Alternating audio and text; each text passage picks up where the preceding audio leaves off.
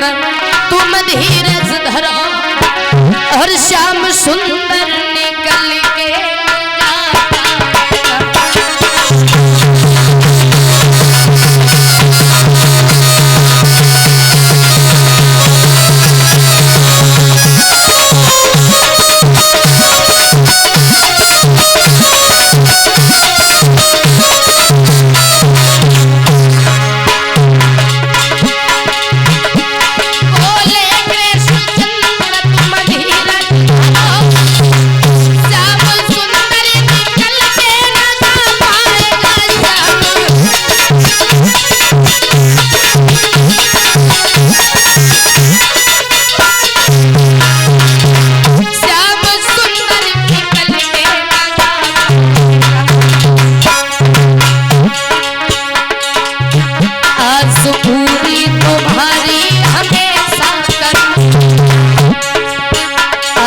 पूरी तुम्हारी हमेशा जो कहोगी वही श्याम करेगा।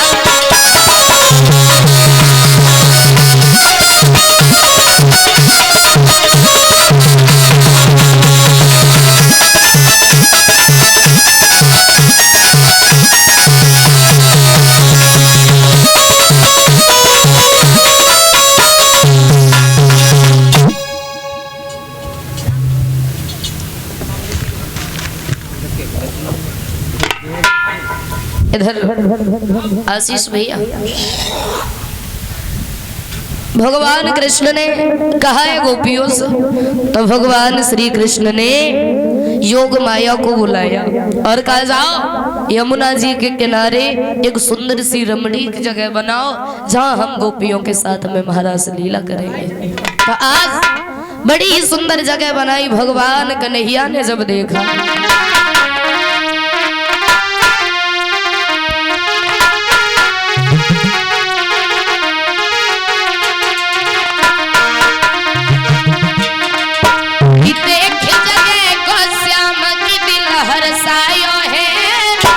और मुरली वालो श्याम घूम के आयो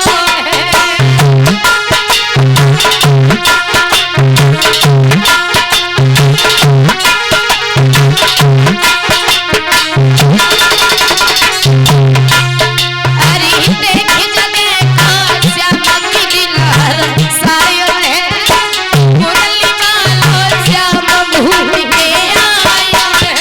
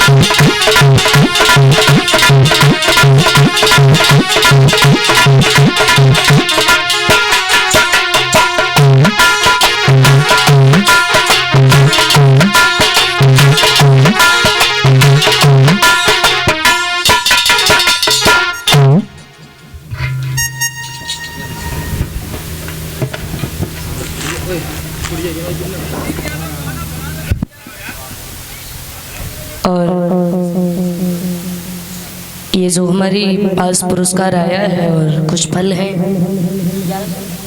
1101 रुपए और कुछ फल हैं भगवान के श्री चरणों में दान कर रहे हैं।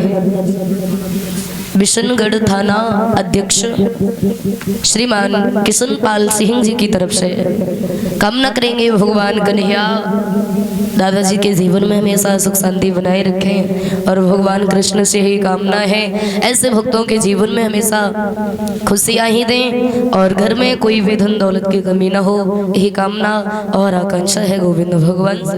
बोलिए कन्हैया लाल की। गोविंद भैया कुछ नहीं, धीरे धीरे समय बीतता चला गया। आज भगवान कृष्ण ने जब बांसुरी को बजाया और बांसुरी की आवाज जब सखियों के कानों में पड़ी तो कोई सखी श्रृंगार कर रही तो उलटो सीधो श्रृंगार कियो, क्योंकि बांसुरी भगवान कन्हैया ने बहुत सुंदर बजाई, बहुत सुंदर उस बांसुरी को बजाया कि ऐसी बजाई गई अरे बांसुरी अरे श्याम ऐसी बजाई बांसुरी ऐसी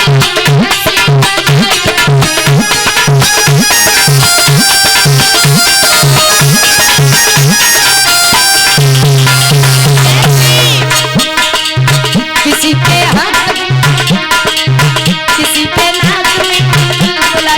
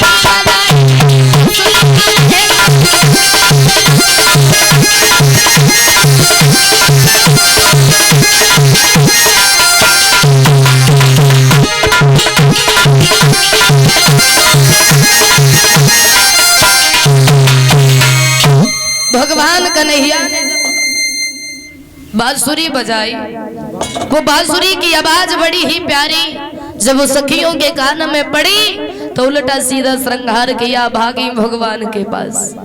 और जैसे ही पतियों ने देखा रोका, लेकिन एक भी गोपी नहीं रुकी, भगवान के पास आई और उनके पति महाराज कहने लगे कहाँ जा रही हो सखी? बोली जहाँ जा रही हूँ, ठीक जा रही हूँ, कन्हैया महाराज लीला कर रहे हैं तो महाराज लीला देखने जा रही हूँ। और जैसे ही कहा तो आज कहने लगे हमें भी लेकर के चलो। सखियां बोली ना ना ना, वहां पर सिर्फ स्त्रियों का काम है, इंसान कोई नहीं जाता है। और जैसे ही कहा तो बोले कोई बात नहीं। सखियां पहुंची और जब सखियां पहुंची इधर रात्रि का समय रहे, कैलाश पर्वत से पार्वती जी चली उठी और जैसे ही कदम कैलाश पर्वत से नीचे रखो भोले बाबा ने आवाज मारी रुक जाओ, कहाँ जा रही हो इतनी रात्रि के समय, और वो भी अकेली, और वो भी चुपचाप चल रही, हमें बताया भी नहीं। पार्वती बोली जहाँ जा रही हूँ ठीक जा रही हूँ। कहाँ जा रही हूँ? बताया कन्हैया महाराज लीला कर रहे हैं तो हम महाराज लीला देखने जा रहे हैं। और जैसे ही कहा तो भोले बाबा बोले ऐसा करो, कन्हैया महाराज लीला कर रहे हैं तो तुम हमें भी लेके चलो। और जैसे ही कहा तो पार्वती बोली ना ना ना, वहाँ पर मर्द कोई नहीं जाते, सिर्फ स्त्रियां जाती हैं। भोले बाबा बोले क्यों, मर्दों के लिए कोई बैरियर लगा है क्या? बोले बिल्कुल, अगर तुम पहुंच गए तो कन्हैया महाराज लीला नहीं करेंगे। और जैसे ही कहा तो भोले बाबा बोले पार्वती ऐसा करो हमें भी जनाना बनाओ लेकिन लेकर के जरूर चलो। और जैसे ही कहा तो आज भोले बाबा बोले हैं गौरा जी से कि बोले कारा से एक दिन यूं बोला और प्यारी हम भी जनाना बनेंगे। बोला प्यारी हम भी जनाना बनेंगे।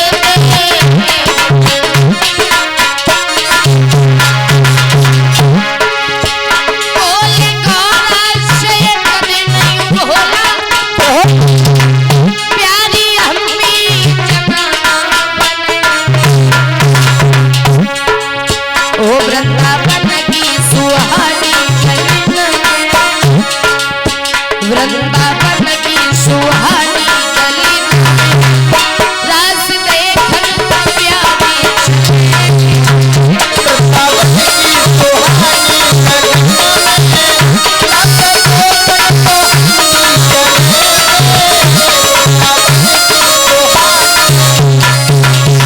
जैसे ही कहा पार्वती बोली भोले बाबा तुम ना जाओ। भोले बाबा बोले हमें जनाना बना लो लेकिन लेकर के जरूर चलो। और जैसे ही कहा तो पार्वती बोली जी बताओ तुम्हें जनाना बना दें, एक हाथ की तुम्हारी जो दाढ़ी है जे काल में छुपाऊंगी। भोले बाबा बोले वो तुम घूंघट मार के छुपा लें। अच्छा जी बताओ जनानी वाली चाल चलनी आती है तुम्हें? तांडव करते रहते हो वही चाल है तुम्हारी। अब भोले बाबा बोले हाँ चलनी आती है, ऐसे चलूंगा ऐसे चलूंगा, अगर पैर के नीचे बतासा आ गया वो भी नहीं फूटने दूंगा। अब हमें लेके जरूर चलो। और जैसे ही कहा तो आज मैया पार्वती भोले बाबा को जनाना बनाने लगी।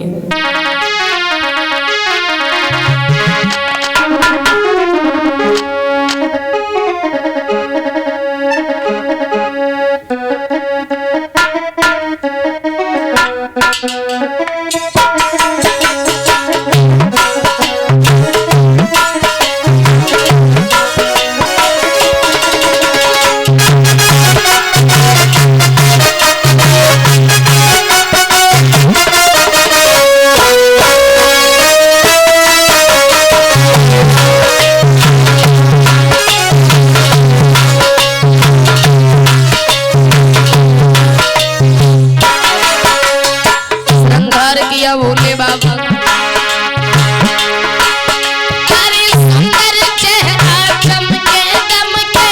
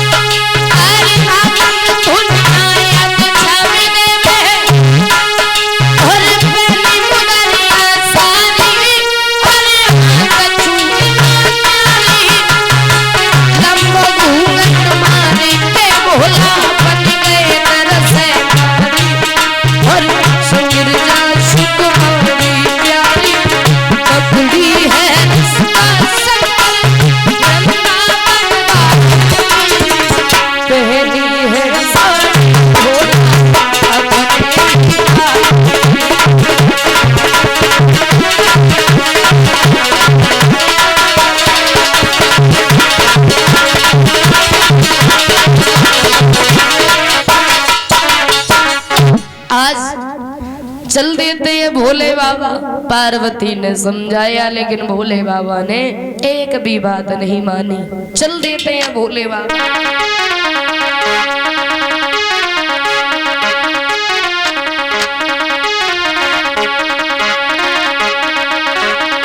कि एक दिन भोले भंडारी और बन के ब्रज की नारी वृंदावन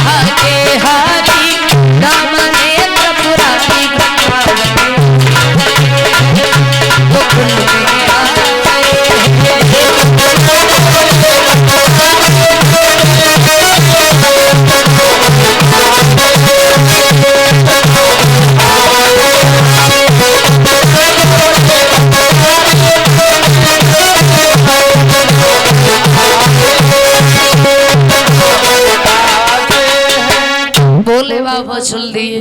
कन्हैया ने दो लड़कियों को पहरे पे लगा दिया था। भोले बाबा आगे, पार्वती पीछे। भोले बाबा, पार्वती आगे बढ़ी। सुनो, कहाँ से आई हो?